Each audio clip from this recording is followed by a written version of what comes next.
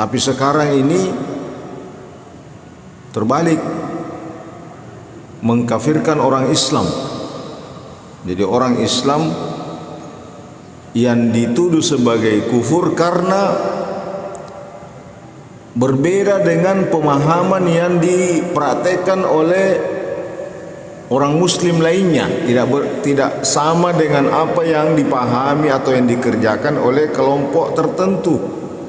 Karena berbeda pemahamannya tentang agama, maka tidak sedikit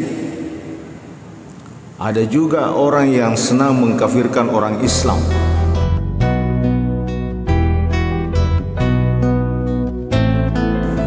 Masalah kekufuran ini secara internal agama Islam ini menjadi isu yang sejak dulu ada sampai sekarang, isu tentang kufur atau pengkafiran atau mengkafirkan. Jadi ada ungkapan, kalau dulu katanya para ulama datang ke Nusantara ini bagaimana mengislamkan orang kafir. Tapi sekarang ini terbalik, mengkafirkan orang Islam. Jadi orang Islam yang dituduh sebagai kufur karena berbeda dengan pemahaman yang dipraktekkan oleh orang Muslim lainnya, tidak sama dengan apa yang dipahami atau yang dikerjakan oleh kelompok tertentu. Karena berbeda pemahamannya tentang agama, maka tidak sedikit ada juga orang yang senang mengkafirkan orang Islam. Jadi mudah sekali mengobrol kata-kata kafir kepada orang Islam. Nah, inilah yang akan kita bahas pada kesempatan ini. Dalam konsep Al-Quran, agama Islam, memang macam kekufuran itu ada beberapa macam. Ada kekafiran kufrun yakhruju anil millah, atau biasa disebut dengan al-kufrul i'tiqadi, kekufuran yang memang sudah keluar dari agama Islam, secara akidah sudah berbeda. Nah, ini kekufuran ini menurut Al-Quran itu konsekuensi akhiratnya adalah al-khuludu finnar, dia akan kekal nanti di akhirat, di neraka. Ada juga model kekufuran la yakhruju anil millah. Kegiatan ini tidak dinamakan atau tidak dilabeli dengan kufur, atau pelakunya tidak dinamakan kafir secara i'tiqad, tapi dia dianggap kufur secara amali, al-kufrul amali, atau biasa disebut dengan kufur kecil. Jadi ada kufur besar yang sudah berkaitan dengan kepercayaan akidah, ada juga kufur kecil berkaitan dengan praktek keseharian, praktek dan amal perbuatan. Ini biasanya disebut dengan al-kufrul majazi atau al-kufrul amali. Misalnya saja dalam Al-Quran, Allah berfirman, la in syakartum la azidannakum wa la in kafartum inna adzabi lasyadid. Kalian kalau mensyukuri nikmat, saya tambahkan, kata Allah. Tapi kalau kalian kafiri, sungguhnya azabku itu pedih. Berarti orang yang tidak mensyukuri nikmat Allah dianggap sebagai kufur, kafir. Tapi apakah kafirnya itu sama dengan kafir yang tidak percaya kepada Allah? Tentu beda. Kafir yang tidak percaya kepada Allah itu namanya kafir i'tiqadi. Sementara kafir yang tidak mensyukuri nikmat itu namanya kafir amali atau kafir majazi.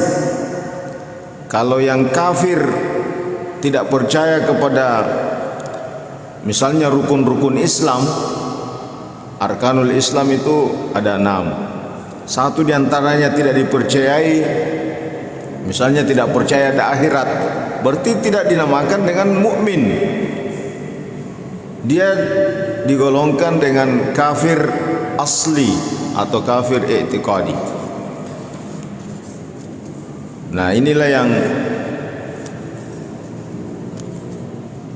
menjadi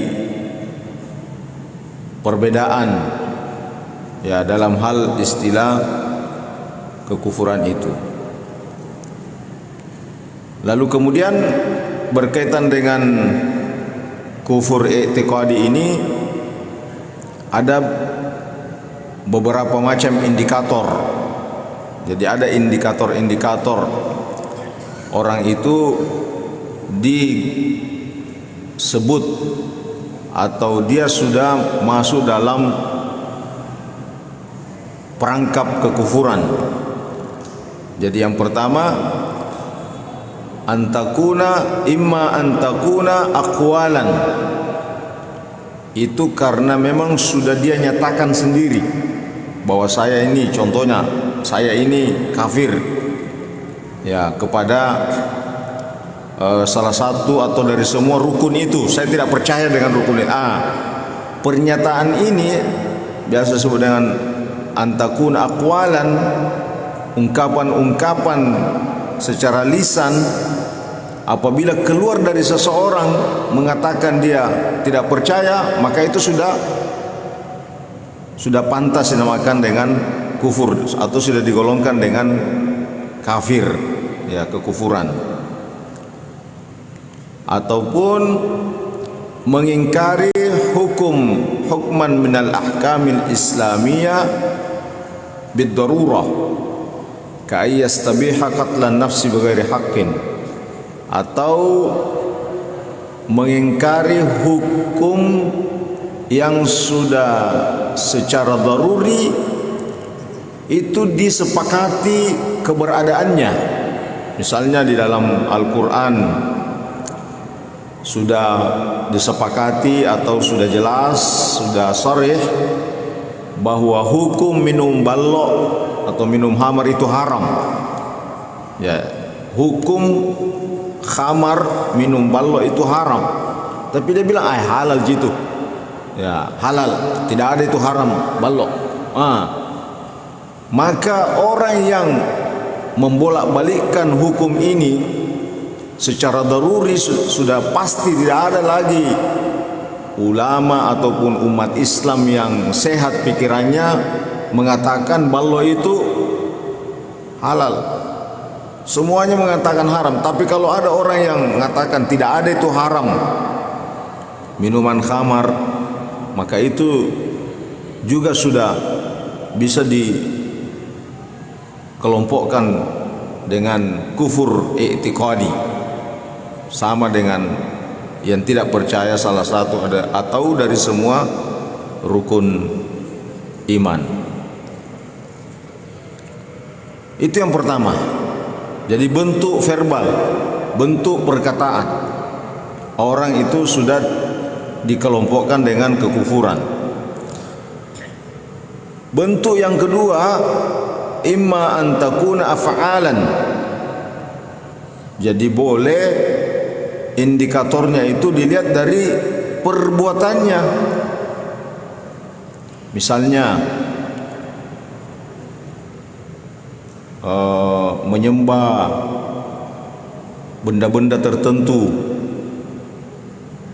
pergi ke pohon besar misalnya, membawa sesajen, lalu kemudian meyakini di pohon ini ada Tuhan atau pohon itu sendiri Tuhan yang harus diberikan hidangan sesajen Karena kalau tidak bisa marah ini pohon, tumbang ini bisa bereaksi keras ini. Nah, harus disembah benda itu. Nah, ini bentuk perbuatan yang menjadi indikasi atau sebagai indikator melakukan tindakan kekufuran. Sudah berbeda dengan prinsip keimanan yang diajarkan oleh agama Islam. Nah, itu yang kedua.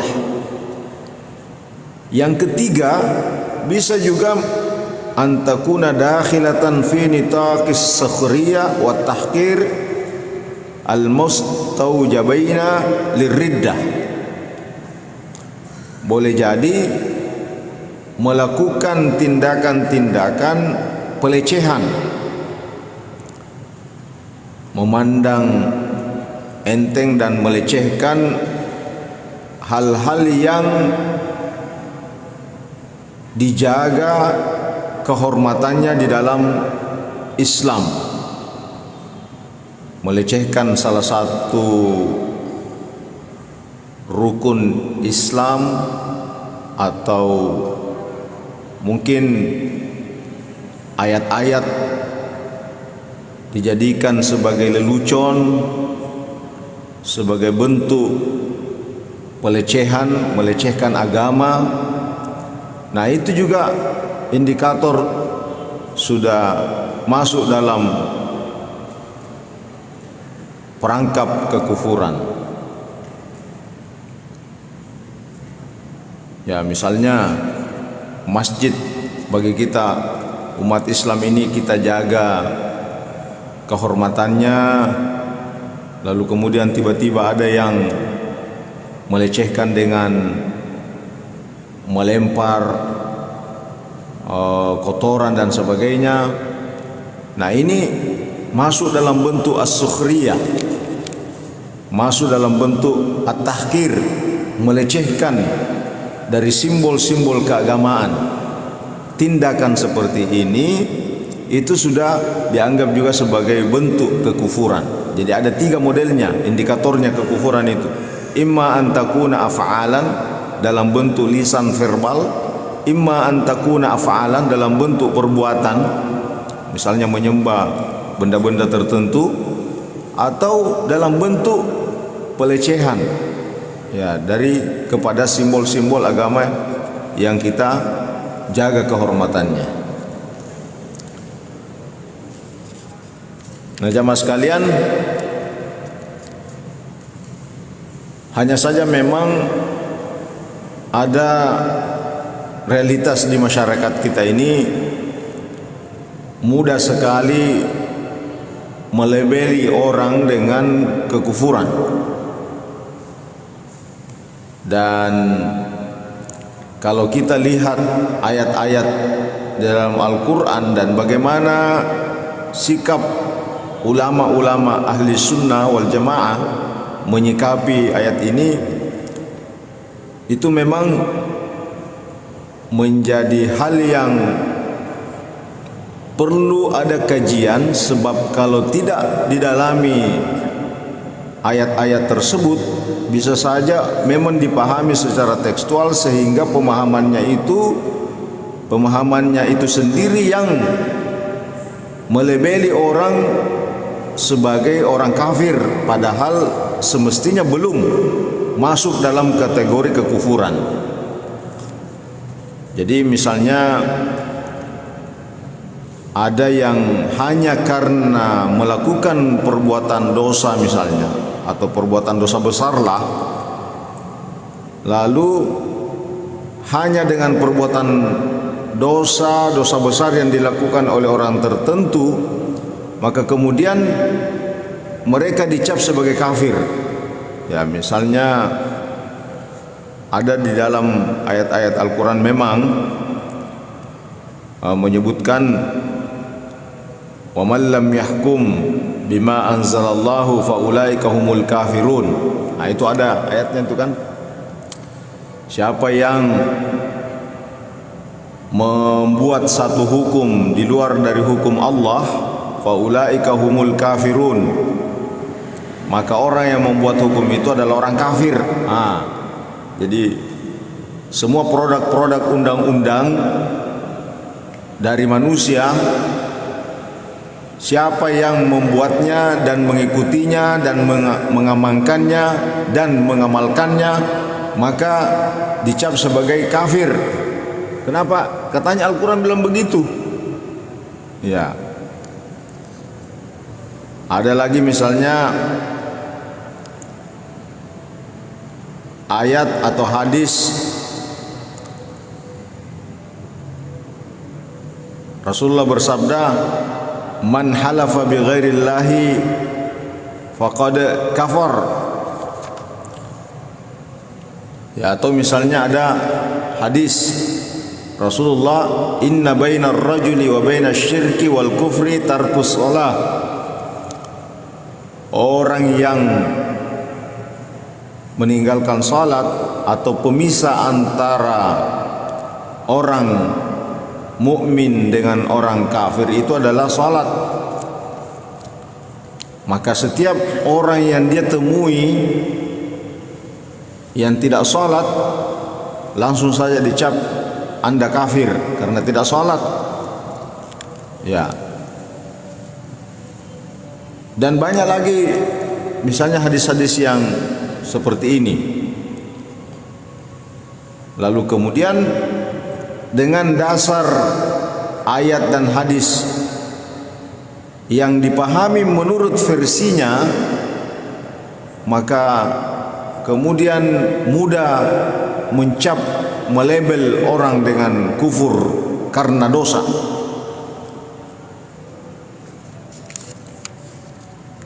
Sekalipun di dalam ayat-ayat yang lain, misalnya dalam Al-Quran disebutkan, ya alladzina amanu in ja'akum fasiqun binaba'in fatabayyanu an tusibu qauman bijahala fatusbihu ala ma fa'altum nadimin. Ya, jika ada orang yang membawa berita bohong, sekalipun itu dari orang mukmin. Jadi kalau ada orang yang gemar menyebarkan berita hoaks, kalau menurut ayat ini ada juga dari kelompok orang mukmin. Dan jangan karena orang itu mengedarkan berita hoaks lalu tiba-tiba langsung dicap, karena kau membawa berita hoaks kau kafir. Dalam ayat lagi misalnya Allah berfirman, wa in ta'ifatani minal mu'minina qatatalu fa aslihu bainahuma. Kalau ada dua kelompok orang mukmin yang bertengkar, berkelahi, baku bunuh, ya qatatalu, mereka saling bunuh membunuh. Berarti tindakan pembunuhan ini tidak membuat serta-merta dengan dosa yang dilakukan langsung dicap sebagai kafir. Jadi kalau di antara dua orang mukmin berkelahi, baku hantam, tetap sama-sama dari kelompok orang mukmin yang baku hantam, ya qatatalu. Berarti kalau begitu Al-Quran masih mengakui dia sebagai orang mukmin sekalipun ada tindakan pembunuhan yang mereka lakukan. Jadi ini kelihatan dua ayat yang kelihatan berbeda. Satu ayat dengan hanya tindakan-tindakan tertentu yang dilakukan, misalnya tidak mengikuti undang-undang, langsung dicap sebagai kafir. Itu ada ayat. Satu ayat sekalipun melakukan tindakan pembunuhan juga ada yang dilakukan dari orang mukmin. Nah, dua ayat ini kalau dipahami tidak proporsional, inilah yang kadang-kadang menimbulkan pemahaman mudah mencap orang sebagai orang kafir dengan perbuatannya. Inilah yang menjadi perdebatan ulama dahulu, ya, sejak dahulu. Maka ada misalnya kelompok Khawarij yang keluar dari Imam Ali, Ya, kelompok yang sangat ekstrim, sedikit-sedikit menuduh orang lain kafir. Nah, kelompok ini memahami ayat-ayat seperti ini tadi sangat tekstual pemahamannya. Padahal menurut ulama ahli sunnah wal jamaah bahwa sesungguhnya ketika ada kata-kata kufur di dalam ayat Al-Quran, maka bisa pemahamannya pada dua arti. Pertama itu tadi kufur secara i'tiqadi, kemudian yang kedua kufur secara amali, atau ada disebut dengan kufur asli, ada juga disebut dengan kufur majazi. Jadi kalau misalnya berkaitan dengan undang-undang, ya berkaitan dengan undang-undang misalnya, kalau dipahami ayat tadi wa man lam yahkum bima anzalallahu faulaika humul kafirun, itu tidak mengarah kepada kufur i'tiqadi, karena kufur i'tiqadi itu standarnya percaya kepada Allah, percaya kepada malaikat, percaya pada kitab-kitabnya, percaya pada rasul-rasulnya, percaya kepada akhirat, dan percaya kepada qada dan takdir. Ini jika dikafiri atau diingkari salah satu atau semua dari rukun ini, maka itu mengarah kepada kufur i'tiqadi. Tapi kalau perbuatan-perbuatan tapi indikatornya bukan mengarah kepada rukun iman atau bentuk pelecehan-pelecehan yang lain, maka itu bukan dinamakan kufur i'tiqadi, tapi disebut dengan kufur amali atau kufur majazi. Jamaah sekalian, satu hal yang menjadi penting bagi kita bahwa Rasulullah bersabda, ini juga sebagai prinsip kalau kita melihat orang Islam yang mungkin berbeda dengan kita, prinsip yang perlu kita pahami bersama bahwa Rasulullah bersabda, "Man mata wa huwa ya'lamu annahu la ilaha illallah dakhalal jannah." Ya, siapa yang meninggal dunia tapi mereka tetap percaya kepada Allah, itu dakhalal jannah. Banyak lagi hadis yang lain, misalnya man shalla salatana wastaqbala qiblatana wa akala dhabihatana fahuwal muslim lahu ma lana wa alaihi ma alaina. Selama orang itu salat dan menghadap kiblat lalu makan sembelihan kita, maka dia muslim. Ada lagi hadis, siapa yang berkata la ilaha illallah, ya maka selama orang itu mengatakan la ilaha illallah, maka orang itu muslim. Ya, jadi prinsipnya adalah ya la ilaha illallah. Artinya kita tidak boleh mengukur kekufuran seseorang dengan mungkin praktek keagamaan kita berbeda dengan yang lain. Apalagi kan sekarang banyak viral itu, misalnya ada yang viral itu mungkin kafir yang sesungguhnya adalah Islam Nusantara. Itu jangan, cepat sekali itu, bahaya sekali ini kata-kata ini. Ya, padahal hadis misalnya mengatakan kita tidak boleh mengklaim orang kafir selama dia berkata la ilaha illallah. Ya, selama berkata la ilaha illallah, jangan mudah mengucapkan kata-kata mereka itu kafir, kafir haqqan. Itu sangat berbahaya. Bahkan ada hadis yang mengatakan man kaffar akhahu fahuwa kafir. Siapa yang mengkafirkan saudaranya, orang lain, padahal dia masih berkata la ilaha illallah, orang yang mengkafirkan itu dialah yang kafir. Wah, ini berbahaya. Jadi apa artinya kalau diobral kata-kata kafir itu? Ya, jadi kehidupan keberagamaan kita ini, kehidupan keagamaan kita ini tidak stabil jadinya. Apalagi sekarang ini mudah tersebar ini medsos, sehingga ini bisa berbahaya, ya, bisa membawa kepada fitnah. Saya kira ini pengajian kita. Insyaallah nanti kita lanjutkan pada kajian berikutnya.